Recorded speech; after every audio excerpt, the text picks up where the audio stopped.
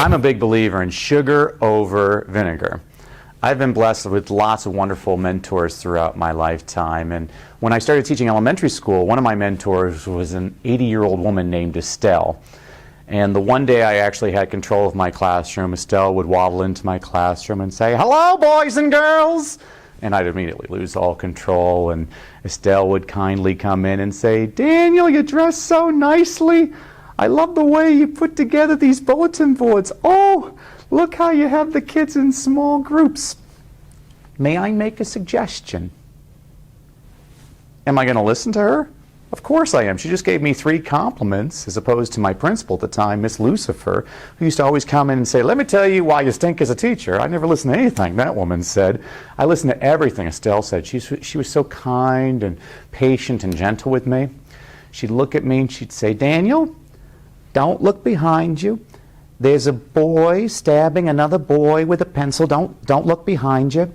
I need you to flick the light switch twice and he'll stop." And here's the thing. Everything Estelle ever suggested worked. So I learned very early on to listen to Estelle. And she told me something one day that changed my entire approach to teaching. She looked at me and said, "Daniel, a lot of the parents of your students had very negative experiences when they were in school. You got to work them just as hard as the kids. Sugar over vinegar." And I made that a credo from that point on. With my elementary school students, I decided I was going to commit to make 7 phone calls a night. I had 33 students in my classroom, and so during the course of a full day week, I was able to actually make contact with all the parents. When I taught middle school and high school, it was even more complicated because I had about 150 students on my roster, so I had to make about 30 phone calls a night. But I'm a big believer in an ounce of prevention is worth a pound of cure, so I did it every single night, and it would go something like this. "Hi, Paige. Paige's mom. This is Mr. Brassell. I just wanted to tell you I love having Paige in my classroom. She always sits in the front row. She has a bright smile on her face. She is such a natural-born leader. Thank you so much for all of your support. Here's my home telephone number. You call me if you ever need anything." Now, a lot of people always would freak out that I'd give out my home telephone number, but in all my years of teaching, I think the most calls I ever got in a single year was 12. It was never abused. If you ever had that situation, we could brainstorm some ideas, but I honestly don't think that would be the case. Week 2. "Hi, Paige's mom. It's Miss Brassell again. Just wanted to tell you Paige won the 50-yard dash in our classroom Olympics today. I'm telling you, we might have a future Olympian on our hands. I love having your daughter in my classroom. She's such a joy, and she's such a natural-born leader. Thank you so much for your support. Here's my home telephone number. You call me if you ever need anything." Week 3.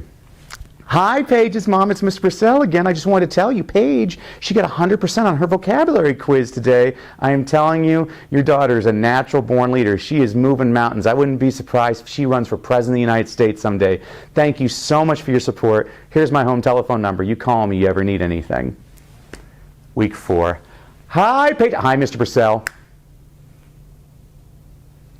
Did you catch that? I didn't even get her entire name out, and she's already saying hi to me.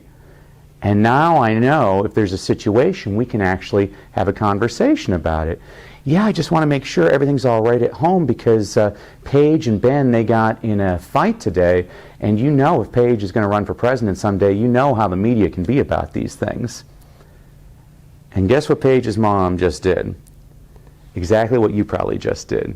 She laughed because it just dawned on her she and I had the exact same objective, for her daughter to move mountains. Once that parent knows you want their child to move mountains, you are going to accomplish everything.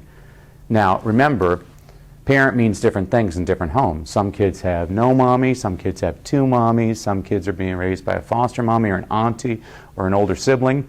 Whoever the authority figure is at home, that's the parent. We need to do whatever it takes to get that person on our side. And in my experience, a little bit of sugar goes a long way.